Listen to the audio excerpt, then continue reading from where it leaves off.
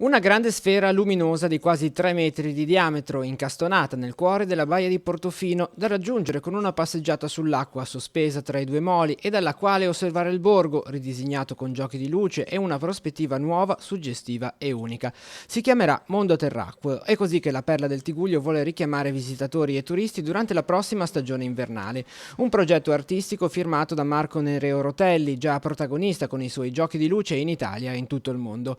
Se tutto andrà bene e se saranno recuperate le risorse necessarie per dare avvio al progetto, l'intenzione dell'amministrazione comunale è di partire l'8 dicembre in occasione dell'accensione dell'albero di Natale per proseguire poi fino a tutto dopo il Capodanno. Luce e sostenibilità ambientale saranno i fili conduttori di un progetto di valorizzazione del borgo da esportare poi in tutto il mondo. Un progetto molto importante da far vivere sul Tiguglio nei periodi invernali per attirare gente e nel periodo di massima stagione invece mandare questa sfera, che sarebbe un po' la conclusione del globo del Tiguglio di Portofino, che racchiude dentro i segreti bellissimi del nostro territorio, mandarla nei periodi invece di alta stagione, mandarla nel mondo a fare pubblicità per il nostro territorio. Quello invernale è un periodo tradizionalmente di bassa stagione dal punto di vista turistico per il comprensorio. Portofino con questo progetto vuole provare a far vedere che può non essere così, chiamando alla collaborazione tutte le diverse realtà del territorio e mettendo al centro arte, cultura e ambiente. L'idea di sfruttare comunque il monte di Portofino